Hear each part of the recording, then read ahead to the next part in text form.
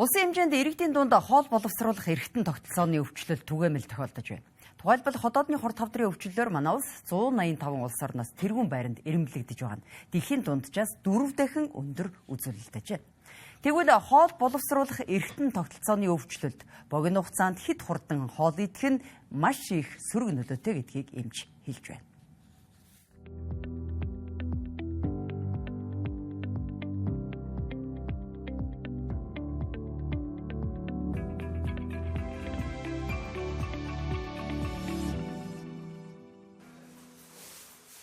За яг одоо цайны цаг эхэлсэн байна.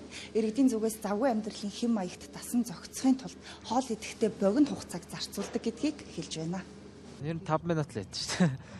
5-аас 10 минут. За бүр яас үедээ 3 минут л зарцуулж шүү. Ер нь 50 үзэгдээ. Би ер нь бол нэг 5 минут өнтер идчихдэг шүү дээ.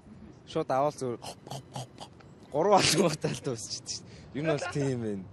Тэгээ ер нь бол 5 минутаас заримдаа жоохон их хидэх юм бол ер нь 10 минут. Өстөнд тоглоомчвол 3-аас 5 минут болчиход энэ. 3 минут л 3-аас 5 минут. Тэр нь тэгэл халбахаа байлаагүй юу дуустдаг.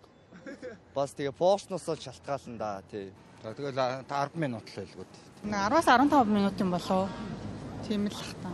Удахгүй шүү дээ. 10-20 минут л болох байх. Тэг яарах одоо залуу ахт яардаг байсан бол одоо нас явцсан улс чинь 50 амгалан идэхийг л бодно да.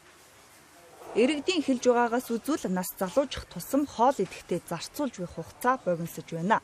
Тэгвэл богино хугацаанд хэд хурдан хоол идэх нь хоол боловсруулах эрхтэн тогтолцоог өвчлүүлэх томоохон хүчин зүйл болдог байна.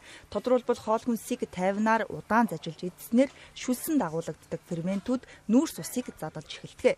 Мөн сайтар зажлах нь хоол хүнсийг зохиох хэмжээгээр жижиг хэсэг болгодог бөгөөд хит их хүчил ялгарах, гиз цочрох, хий үсэх эрсдлийг бууруулдаг байна. Шүүрлэр явагдсан боловсруулалт нь. Тэгэхээр наандаж механик байдлаар гэмтэхээр улаан холоод гэмтэл үүсэхгүйгээр цаашаа хотод руу дамжиж орох нь байна. Цаандаж болохоор хүн зажилж иддэг хүн яадаг вэ? Амтаа мэдрэнэ гэсэн үг. Амт мэдэрснээр хоол боловсруулах 3 үе шат байна. Тархины үе, хотоодны үе, гидсний үе гэж 3 үе шатаар боловсруулалт шүүрл ялгардаг гэсэн үг. Тэгэхээр амтлах тусам тэрэнд зориулагдаж шүлсэн ялгардаг. Одоо лимон идэхэд нэг өөр шүлс ялгарна, хашуус ялгарна. За нэг мах идэхэд нэг өөр байна. Гашуун ааруул аваад идэхэд чинь өөр шүлс ялгарч байгаа шүү дээ. Бид хэд эндээс физиологийнхаа зүйлээ ойлгох хэрэгтэй гэсэн. Хүн чинь өөрөө энийгээ зохицсон бахан болж амтаараа мэдэрч өөрөө энэ дээр тархи үүрэг даалгавар өгч энээр хэрэгждэг юм байна. Тэгэхээр энийг бол тархины үе гэж байгаа. Тийм учраас телевиз ярьж битээ хоол идээч. Хоорно ярьж битээ хоол идээч.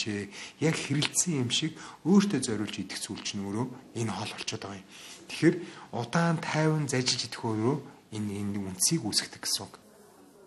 Тэгвэл сүүлийн жилүүдэд манай улсад хавдрын өвчлөл тогтмол бүртгэгдэж байгаа бөгөөд элэг, ходоод, уушиг, улаан хоолой, умаа хүзүүний хорт хавдар нь зөнгөлөн тохиолдож байгаа юм а. Эдгээр нь урьдчилан сэргийлэх, эрт илрүүлэх бүрэн боломжтой төдийгүй хамгийн гол нь дийлэнх нь хоол боловсруулах замын эрхтнүүд байгаа нь анхаарал татах үс байна. Манай улсын бас онцлог байгаа хэлтэй хоол боловсруулалт замын эрхтэн манайд аюулгүй тохиолдог. Одоо нэг хоол боловсруулалт замд маань элэг, ходоод, улаан хоолой, нойр булчирхай гэдэг эрхтнүүд нь орж ирж байгаа шүү дээ. За тийм манай Монгол улс болохоор элэг болон ходоодны хорт хавдраар хавдрын өвчлөл болон нас оролтаараа дэлхийн 185 орноос 1-р байранд ордог. За улаан хоолой хорт хавдрын өвчлөл болон нас оролтаараа бас 3-р байранд ордог байгаа. Тэгэхээр бид нар бол биднийг ерөөхдөө хоол боловсруулах замын одоо эрхтнүүдийн хавдрал нэлээд илбэг тохиолдоод байна л гэсэн үг. Иймд нэг талаас иргэд дадал зуршлаа өөрчлөн өвчин эмгэгээс урьдчилан сэргийлэх хэрэгтэй. Нөгөө тэгүр энэ төрлийн мэдлэг ойлголтыг нэмэгдүүлж хотын хэд төвлөрөлд анхаарах шаардлага үүсээд байна. Учир нь хавдраар өвчлөгсдийн дийлэнх нь амиа алдаж байгаа юм а. Жишээлбэл өнгөрсөн онд 8000 гаруй хавдрын өвчлөл онцлогдож 4500 нас оролт бүртгэгджээ. Мөн дийлэнх тохиолдлыг эрэгтэйчүүд эзэлж байгаа бөгөөд 3 эрэгтэй тутмын нэг нь хорт хавдраар өвчлөх эрсдэлтэй байна.